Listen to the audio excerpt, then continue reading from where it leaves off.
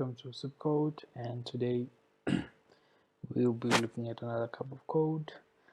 We want to focus on Springboot microservices architecture and see how we can deliver our services as REST APIs. So let's get right into it.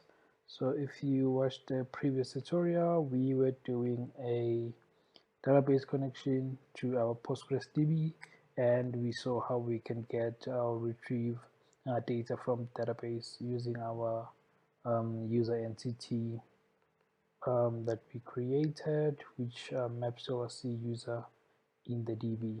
So now we'll be creating more CRUD operations using our Spring microservices using the user DTO, and going forward we'll be using this type of architecture to deliver our service. So without wasting further of your time, let's just get right into it. So the first thing that we want to fix is this particular controller here where we retrieve the user entity list. So we want to use the DTO that we already have and this is going to bomb obviously. Now we want to go here. I'm going to make this private, and what we want to do, I'm going to make public list user entity DTO, and then we're going to say retrieve user entity DTO list, and we want to make sure that this is the one that we expose to the public, and we're gonna return retrieve user entity DTO list. But what we want to do is to actually convert this to our user DTO mapper, so that we use our DTO instead of using the direct domain object. So now we'll just collect this, make this a list. Then we want to, can it resolve this by itself? Let's see. Doesn't want to, it's not a problem. You can just fetch that from util.stream. That should be enough. Now instead of so now on our controller, instead of retrieving a user entity list, we want to retrieve entity DTO list. So that's what we have. So that should be fine. Now when we get our list here, we will see our DTO. Okay, that is not up. Let me just make sure that it's up. Let's run this. Okay, so this.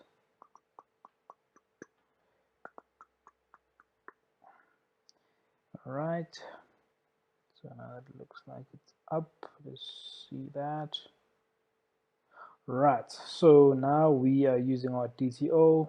We're no longer returning the ID or entity domain as is. We can filter the DTO to only the fields or attributes that we want to be sent back to the client, and that's what we're going to use here.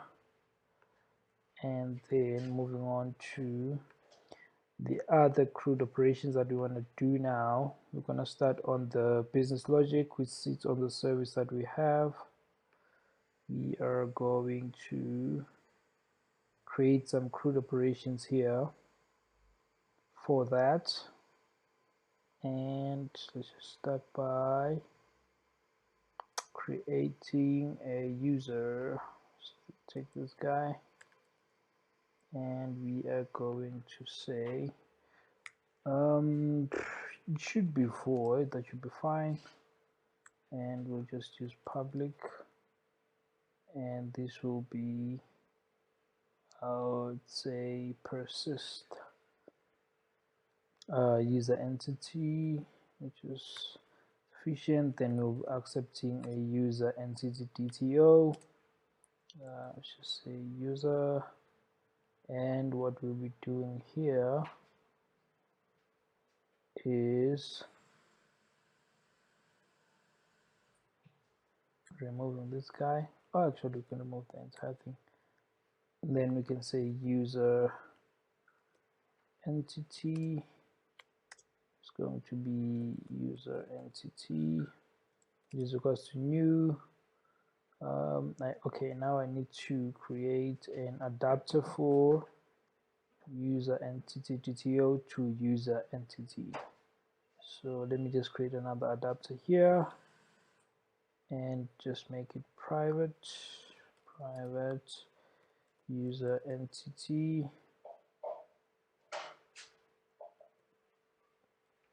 Let's just say user entity, that's fine.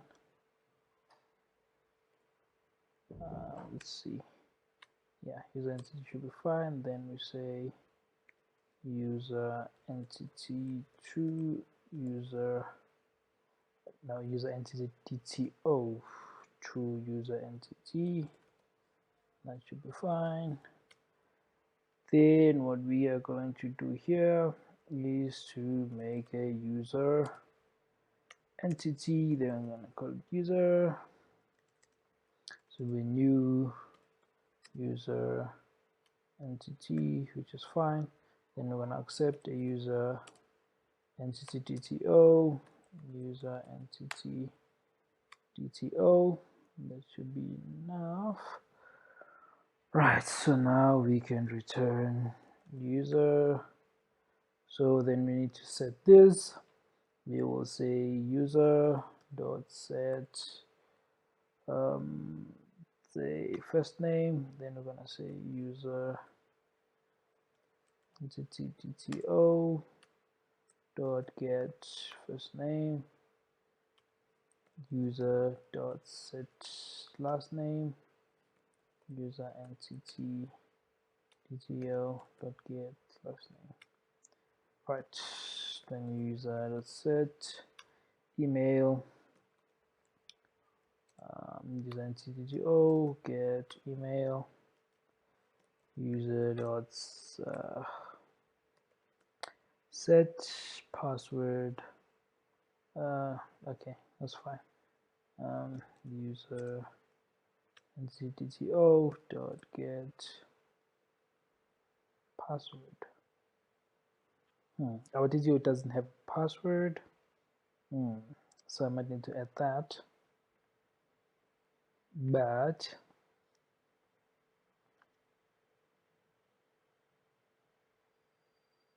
okay, we'll add that, no problems. Let me just continue. User dot set username and user dot get username. So now here's the tricky bit, guys. You see that the adapter that we have here from DTO to entity doesn't have a password. So what this means is that we need a new DTO that will have the password, and we'll use that DTO as a create for this specific request when you're creating a new user.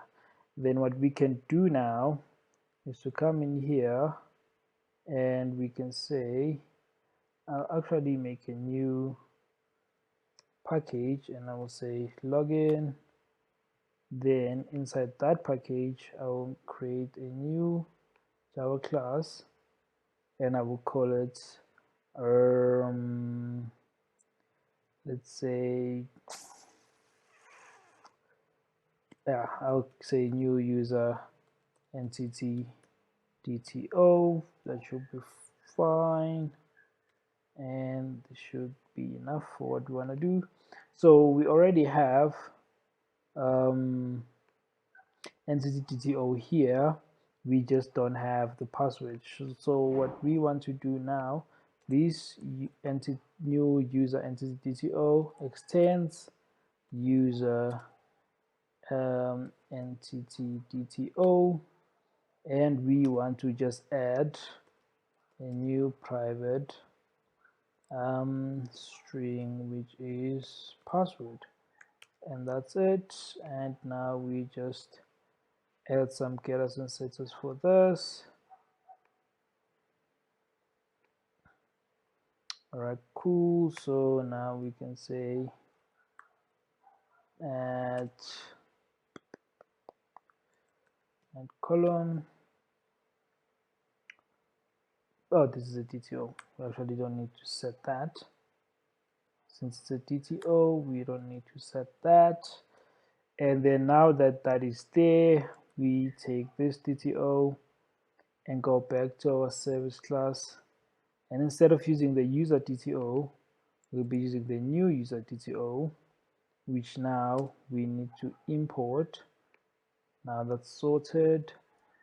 Now new user DTO is gonna come in at this point here, where we convert our DTO to the user entity that we want, and that will take in user DTO user, which is still fine, and we can still interchange this, but let's just use the new user DTO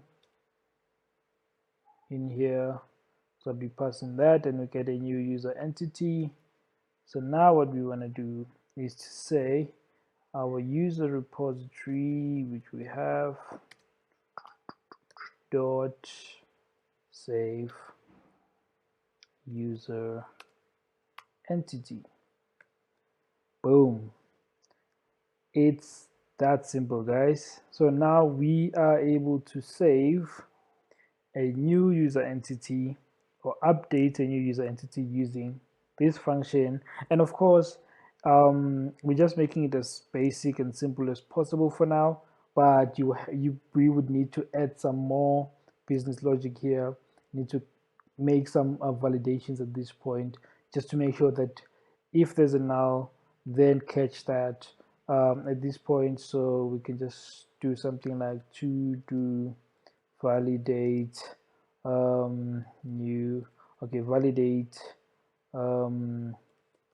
entity.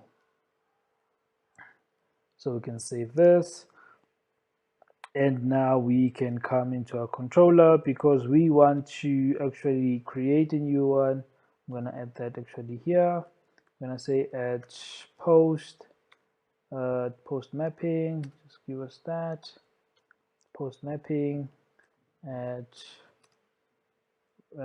response body, and we are going to say, even though we're not returning anything for now, we just want to have the response body there in case we want to respond with something at a later stage.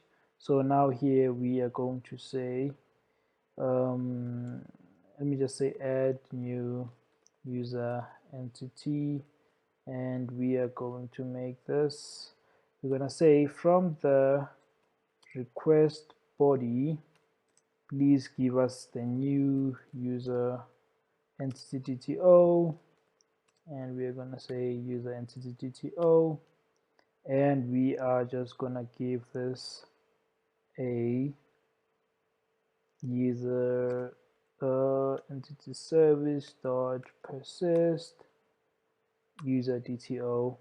Boom. So now we're able to create a new user from our new user entity DTO. We pass that into our REST endpoint as a post mapping, and it should create a new user for us. So now let's see this in action. So we save that. Our application is already running, so it's going to pick that up. Now we're going to come back to our postman, and we can just duplicate this request because we already have it here, and we're going to change the HTTP request method to post, and we're going to say rename this, and we are going to say new user.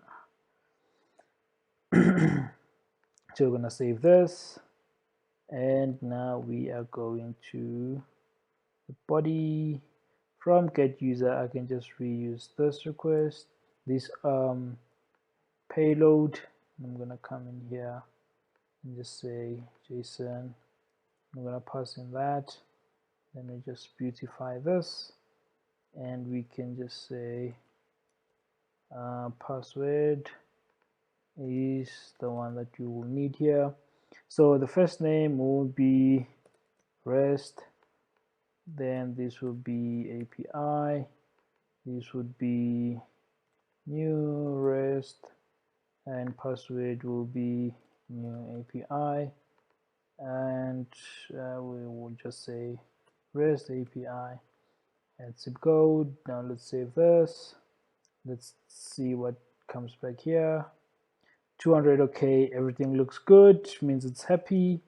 So now code ran through. Let's see the database if we have our stuff. Boom, now we have a new user here, but look at this, guys, we have an ID of 0. Now that's a problem. We don't want to do that. What we want, and actually our username is null, which tells me that I didn't map this correctly. So let's check that out, and I need to go to the first thing, let's start with the ID and resolve that. So we want to go to our entity, our domain object, user entity, and we want to say add generated value. We want to say strategy is generation type. We are going to say auto, which now this should be fine. Going forward, the ID will be auto generated for us, and then we are going to, so the ID has been resolved. Now let's check our DTO mapper on the username, which sits on our entity service. Let's see what we got here. So user entity DTO, we set the first name, the last name, and we set the email, we set the password, and we set the username. But this side, let's see what we passed in. We passed in the username, which is new REST, and that came in as null. It's not what we want. So now we can debug this. Let's see what we got here. Oh, we said user, not user entity DTO, which is what we need to do. User entity DTO get username. So now that is fine. It's looking good. Now let's come back and create our user and see this again. Now we're gonna say this is QWERTY API. So let's just say QWERTY REST, and let's say QWERTY API, and we just say QWERTY. Save this, and let's send this. Boom. Now we have a problem, right? So what's the problem? Could not execute statements. So obviously database is not happy. Internal server error. Let's see what the database is complaining about, and it's caused by control transactional could not execute statement, constraint violation exception, could not execute this statement. All right, and this would be the ID duplicate key value violate unique constraint. Would if you look at this, it's error, duplicate key value violates unique key constraint, key ID 1 already exists. So now because our DB already has a ID 1, and this side on our domain entity, which is user entity. We say generation type should be auto, and let's say identity. Let's make it identity so that it auto increments from the one that it already has. Then let's come back here and test it again. Boom. Now that is fine, it's sorted. Let's check our DB. Boom. Now it doesn't have that issue because it's able to see that, okay, there's already one. So let's increment the sequence for the ID and then add the new record, and everything looks happy. So that's one thing that we have. So we have accrued already from the REST API, and we're using DTL pattern to actually interact with the actual APIs and persist the data as and when we want. So now, using the same strategy here, we can literally just copy this code and then come back here and paste it there. What we want to do is update user entity here, and we can actually use this new user entity DTO so that we have more details that we can update. If you want to change the password, you can use this one, because if we use the entity DTO, the one that is front facing, which does not have the password, we might not get the password update at a later stage. So this is where you also prioritize your DTOs in terms of what you want to update at which point, and which fields you want to protect when a user updates certain details on the domain object. So here we can just make this a put mapping for our update, so that looks happy. And then obviously the last one will be the delete, which we want to do now. Delete mapping, and we would say response body, just in case later on when we want to actually respond with something, then we will say remove user entity here, and we would take in we can pass in a DTO at this point, and then we remove the user by that. But let's implement the business logic before we come back and persist or add the actual function here to execute that for us. So let's go back there.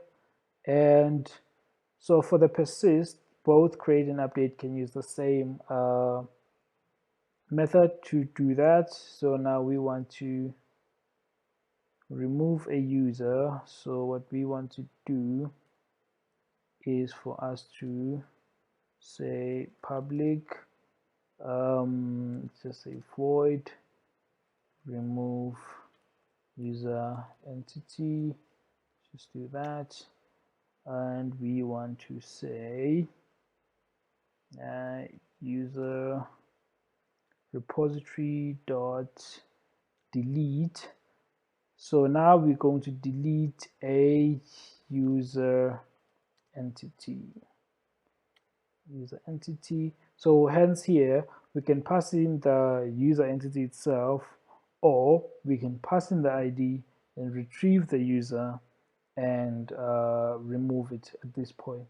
So let's just pass in the DTO and get the entity from that and remove it at that level. So here we will pass in let's say new user entity DTO, and we say user entity DTO, and we say user not that user entity DTO, right? Actually, we don't want to pass it there. We want to retrieve the user entity first. So let's just do that quickly.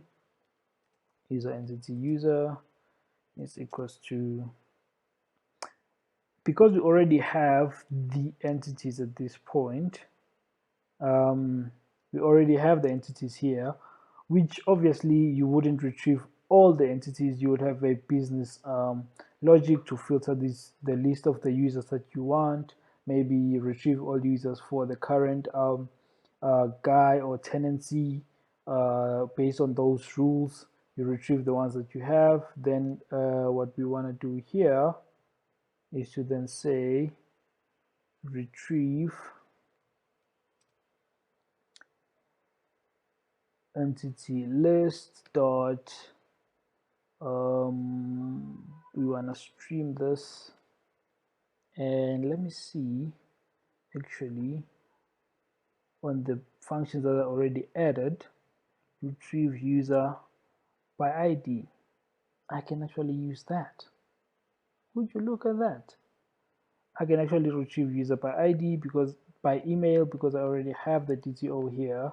So instead of iterating through all that list, I can just retrieve user by email, and I will say user entity DTO dot get email. Look at that. Now this one will give me the user, the entity DTO. I don't want the entity DTO. I actually want the entity itself. So I can actually duplicate this and say give me that, and I can say retrieve user entity by email, and at this point I will just say retrieve that, don't map anything, just give me that as is. So now I will use retrieve user entity by email, and I can use it here. And in the same way, this could be an ID. Obviously you just add that filter to say ID, just like we did here.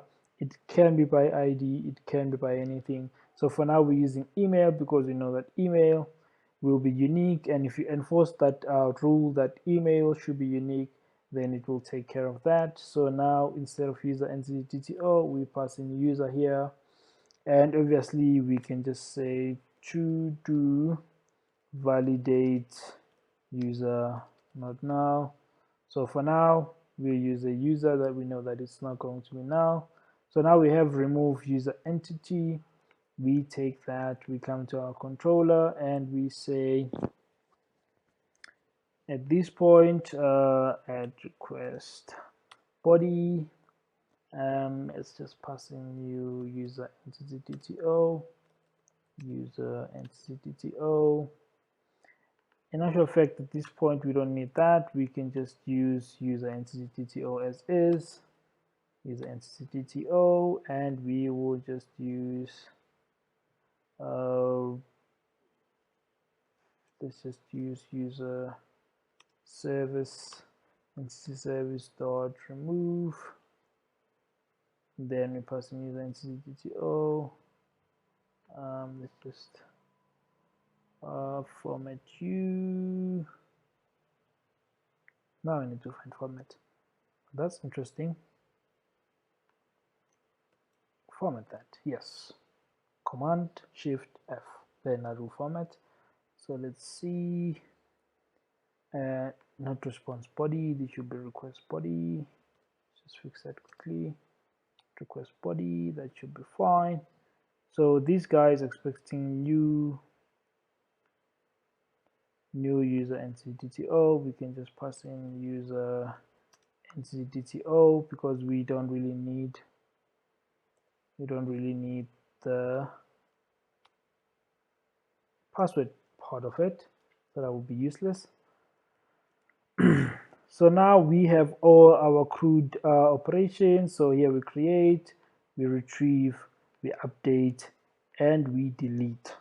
So now this is how our API will look like, and these are the four methods that you would need 90% of the time. Obviously we have more HTTP methods that you can add onto this, patch being one of them.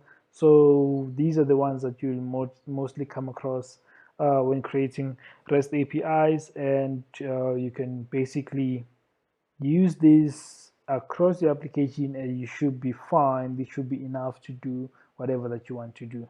So now let's see, let's go and we have created all of these guys. Now let's get the list. Let me just edit this one and we say list, right? So this should be fine. Then let's do that. Boom. So now we have 3 records as we did on our DB. Even though we're not happy with this ID, we can just delete it whenever we want. But now we know that our IDs will never be 0 and they will be auto incremented. So we will now test the other endpoints. So what we want to do before doing this is a new user, and we just say duplicate that, and what we want to do here is update. Let's just rename this to update. It will be update user, and we change the HTTP method to put, and our request body is obviously going to be the new user entity TTO payload, because we also want the flexibility of updating the password if the user wants to update that. So this should be fine, and let's save this. So now QWERTY, we want just to update the name. Let's say QWERTY1. Then let's send this. Let's see this 200. Okay, that looks good. Let's check the DB. Now it's QWERTY1. Oops. Didn't do what we wanted. Let's see. That's a put. So now that's a put. So the validation that we need here is to say if this user doesn't exist, don't go and create a new one. That's what we need now. So we can say at this point we can validate here. We said user persist user TTO. Obviously it assumes that it's a new user because it doesn't validate anything. So now we have new user TTO, user entity TTO, which then we can validate here and say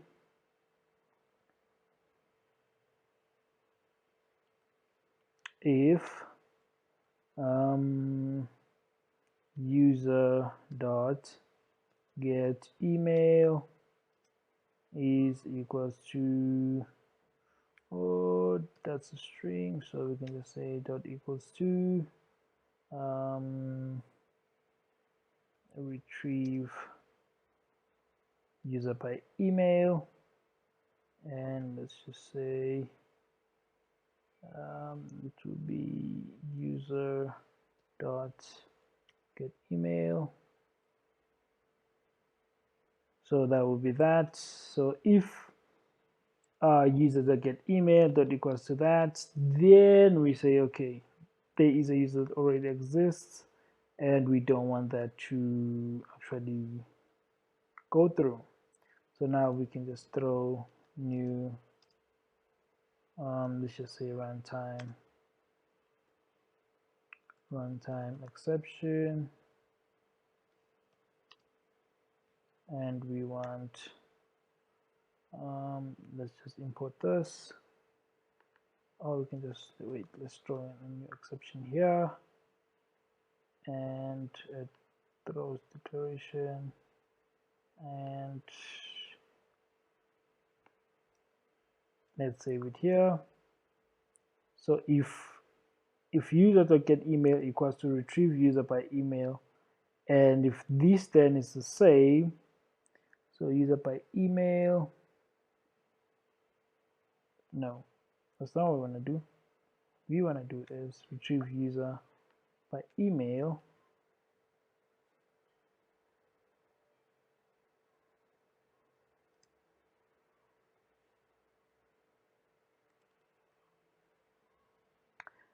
retrieve user by email, user will get email.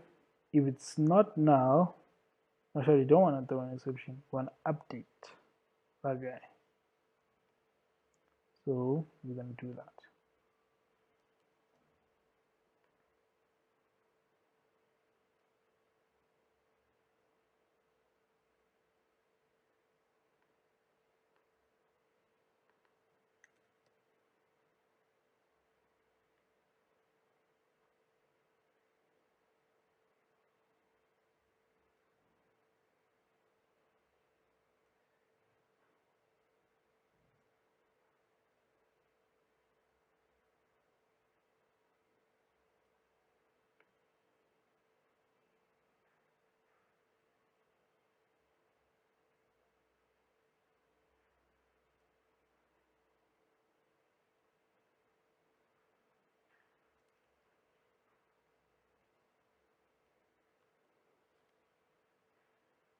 All right, so here we've got the user entity, retrieve entity to that.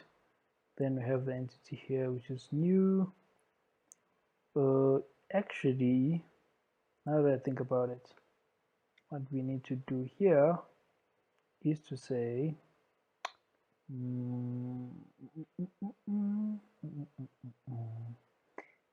what we need to do here is retrieve user by email. So we're gonna say user entity equals to that. So we're gonna say user dot get email. Right. Retrieve. This returns a type of user entity. Nope.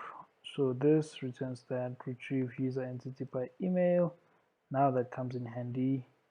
So we're going to use that here. Then we get a user entity here. So now what we want to do is say if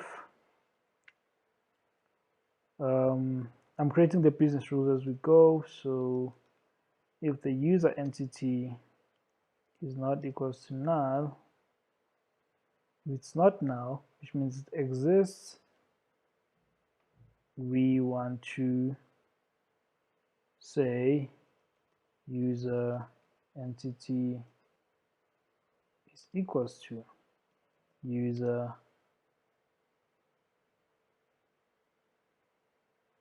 entity update. Then we're going to pass in user entity here. Right, so obviously we don't have this method now. Let's just create it just here. So we're going to say private user entity, and we're just going to say user entity update, and let's just say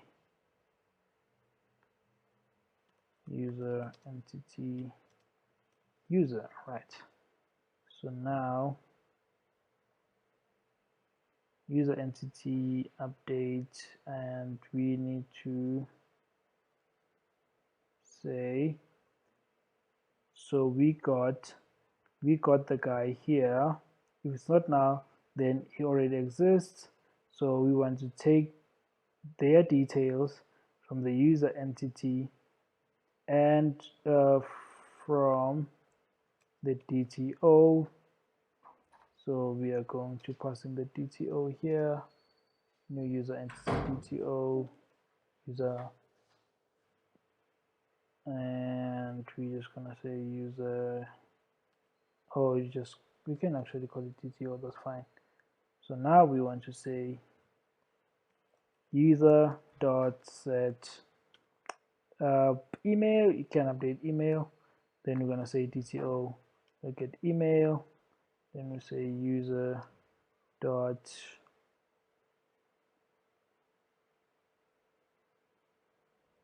set first name.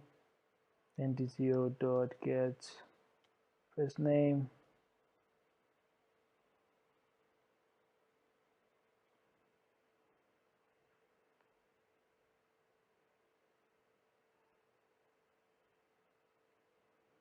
and you say user dot set last name, dto dot set dot get dto dot get last name, then user dot set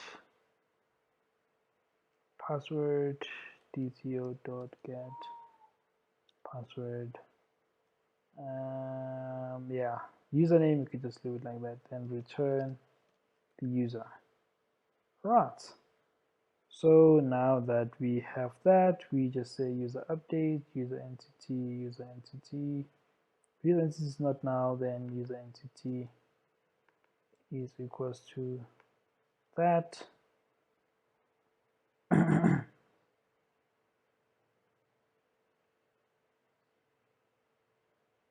And then we can say else user entity is equals to that.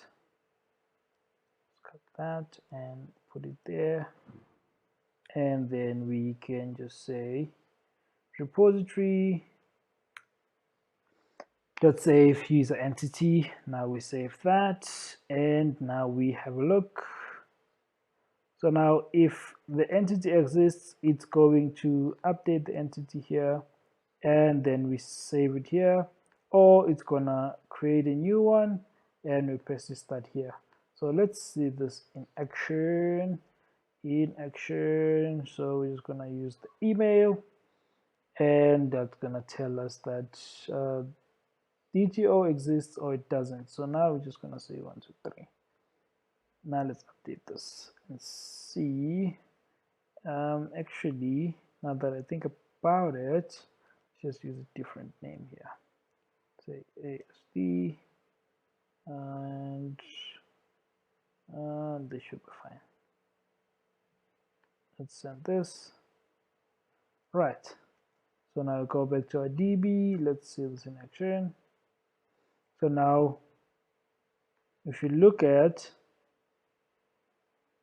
even though we had 2, it updated the first one that it found with that particular email, and instead of QWERTY, now we have ASD, and it actually realized that this record actually exists, so there's no need to create a new one. But the moment I change the email to, say, ASD, it's gonna say this guy doesn't exist, and therefore to create a new one. So let's send that.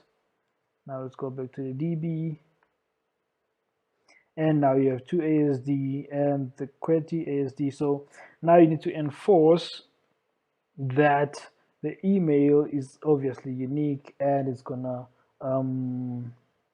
use that to actually enforce the uniqueness of the data that you have. So those are the business rules that we need to create. But obviously for now, we're just looking at the CRUD operations that we can have. And this so far looks good. So now if we retrieve this, we'll retrieve more records and more records and more records. Then what's the other thing? Now it's the remove that we just need to test. So let's go and see that.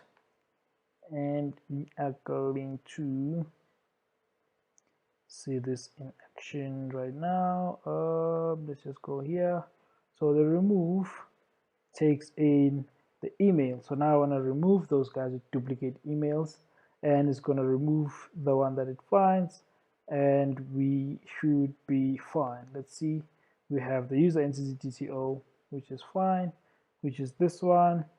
We are going to remove those guys based on that. So let's just duplicate this as we usually do with that, and let's just rename this, and we just gonna say remove user. So remove user is going to be a delete, and the body, we just remove the email here, we remove the password here, and now we have the new request that we actually need to have for a delete. So this I can also save. Now I want to come back here and send this. So that went through fine as a delete, so we want to come back here and run this. So now we no longer have duplicate QWERTY API. Obviously that has been removed, and if we run it again, it will also remove the other one. And let's do that. Now it has removed the other one, and now let's actually remove this guy.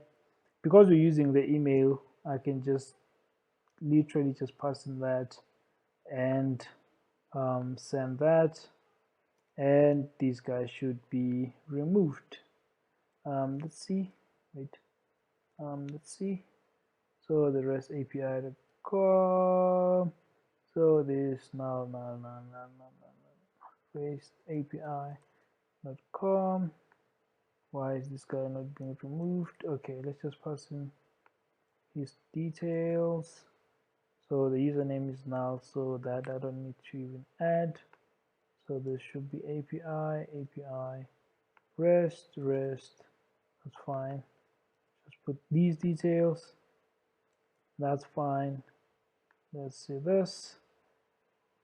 Well, now that ID is our problem, because it cannot identify this discrepancy here.